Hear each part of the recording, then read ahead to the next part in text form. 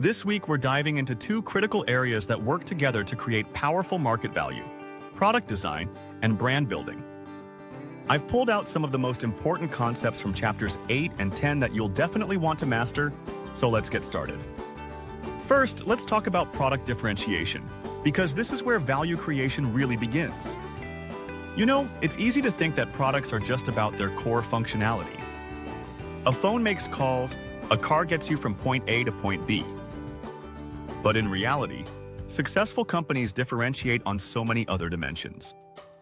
We're talking about performance quality, which is the level at which a product's primary characteristics operate. Then there's conformance quality, which is how consistently a product meets its promised specifications. Think about the difference here.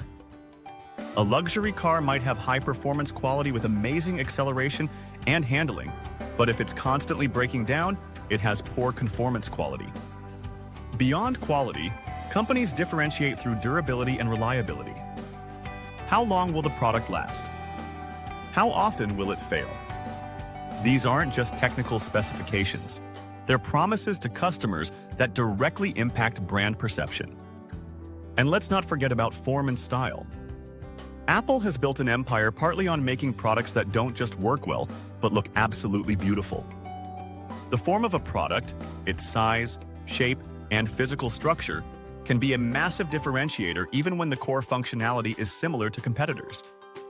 So when you're thinking about product strategy, remember, differentiation happens across multiple dimensions, not just one. Now, let's move to our second key concept: product portfolio design. This is where things get strategic at the organizational level. A product portfolio is the complete set of all brands and product lines a company offers. Think about Procter & Gamble. They don't just sell one detergent, they have Tide, Ariel, Bounce, and Downy, all in the same fabric care category. Why? Because each brand targets different customer segments or needs. When we analyze a product portfolio, we look at 4 dimensions. Width refers to how many different product lines the company carries. So P&Amp.G's width includes oral care, skincare, and fabric care as separate lines. Length is the total number of items across all lines. Depth is how many variants are offered within each product line. For example, Crest might come in whitening, sensitivity, tartar control, and so on. Finally, consistency measures how closely related the product lines are in terms of use, production, or distribution. Understanding these dimensions helps companies decide where to invest, where to expand, and where to pull back on. A company might decide to increase depth by adding variants, or increase width by entering entirely new categories. These aren't just academic concepts. They're real strategic decisions that shape a company's competitive position. Let's shift gears now and talk about brand equity versus brand power, because these terms often get confused, but they're actually measuring different things. Brand equity is the monetary value of a brand. It's what accountants care about, what shows up when one company acquires another. When Facebook bought Instagram for $1 billion, most of that price was brand equity. There were very few physical assets. The value was in the brand itself, the goodwill, the intangible assets. Brand power, on the other hand, is what we call customer-based brand equity. It's the ancillary value that a brand contributes to a product in the minds of consumers. Here's a simple way to think about it. If you took the exact same product, same quality, same features, same everything, but you put a different brand name on it, would customers pay more for one version over the other? If yes, that price difference reflects brand power. That's why people pay more for Advil than generic ibuprofen, even though they contain the identical active ingredient. The brand creates perceived value that translates into real pricing power. As future marketing managers, your job is to build brand power, which then translates into brand equity for the organization. Our fourth concept is brand portfolio strategy, and this is fascinating because companies take very different approaches. There are essentially 3 strategies. First is the House of Brands strategy, where a company creates separate, standalone brands for different products. Procter & Gamble is the master of this. Most consumers don't even know that Tide, Pampers, and Gillette all come from the same company. Each brand stands alone with its own identity and positioning. The advantage? If one brand has a crisis or fails, it doesn't damage the others. The disadvantage? It's expensive because you're building equity in multiple brands separately. The opposite approach is the branded house strategy, where the company name is the primary brand and everything else is a variant.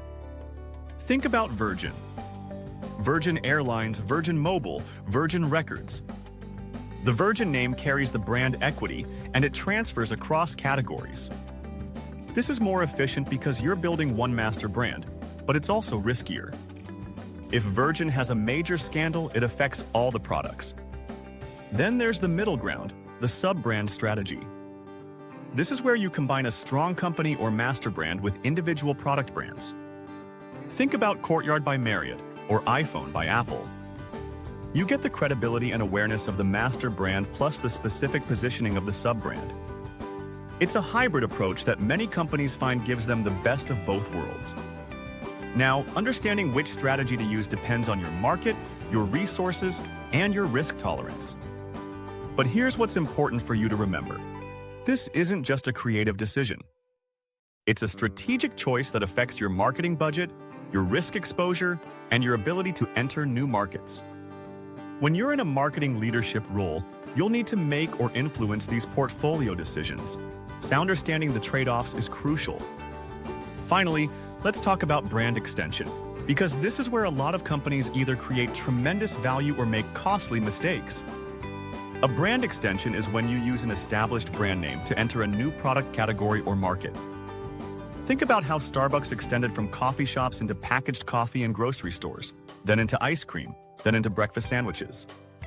When done right, extensions leverage your existing brand equity to reduce the cost and risk of launching new products.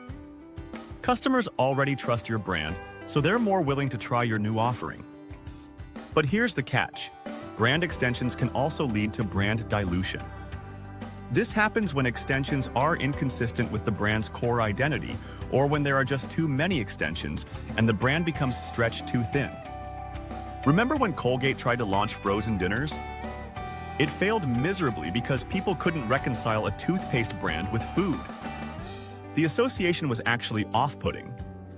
Or think about when a luxury brand extends too far into mass-market products. It can erode the exclusivity that made the brand valuable in the first place. The key is fit and relevance. Successful brand extensions maintain a logical connection to the parent brand. Apple could extend from computers to phones to watches because there's a consistent through line, beautifully designed, user-friendly technology that integrates seamlessly. Each extension reinforced rather than diluted the brand.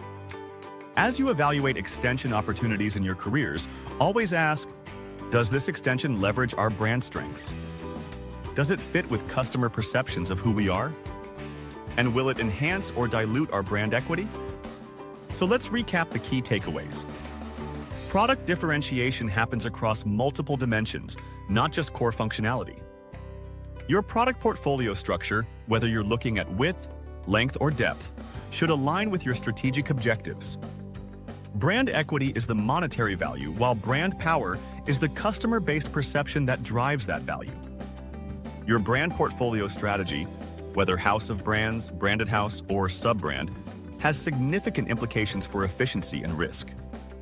And finally, brand extensions can be powerful growth tools, but only when there's a strong fit between the extension and the parent brand's core identity. These concepts are foundational to marketing strategy, and you'll see them come up again and again, whether you're working on a brand at a consumer goods company, a B2B technology firm, or even a nonprofit organization. Understanding how products and brands create value is essential to being an effective marketing leader.